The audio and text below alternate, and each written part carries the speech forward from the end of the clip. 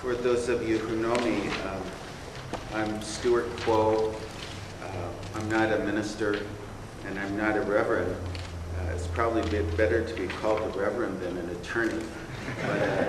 So I'm in good company this morning. Again, it's S-T-E-W-A-R-T. Last name is K-W-O-H. I'm the executive director of the Asian Pacific American Legal Center. I am here today as both representing the Legal Center, but also as a layperson, a lifelong Christian, and a Christian who is very concerned and supportive of marriage equality for all.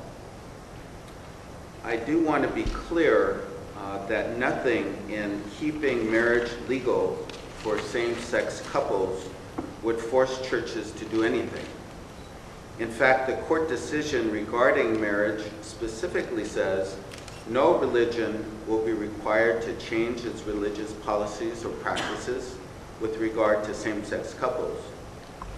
And no religious officiant will be required to perform a marriage in contravention of his or her religious beliefs.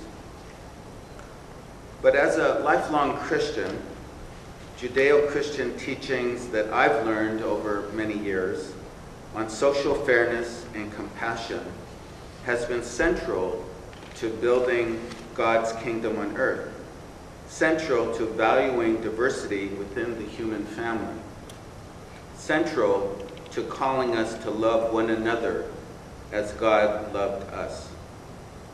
So as a person of faith, I believe God loves all of us equally and unconditionally.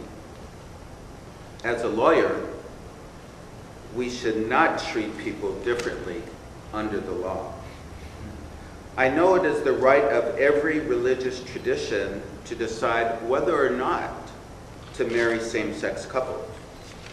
But it is not right that some religious traditions define for every faith who can and cannot marry.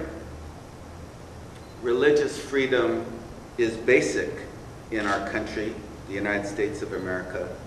Each faith, not the government, should decide who it will marry. And I believe in our religious freedom.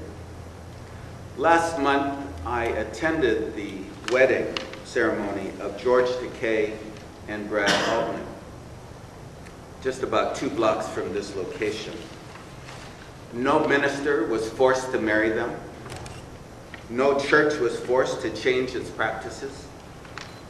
What did take place was the joyful marriage of 2 people who have made a lifelong commitment to each other.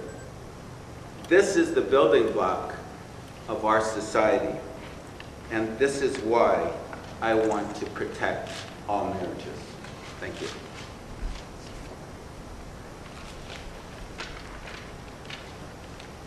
And so today, we invite all people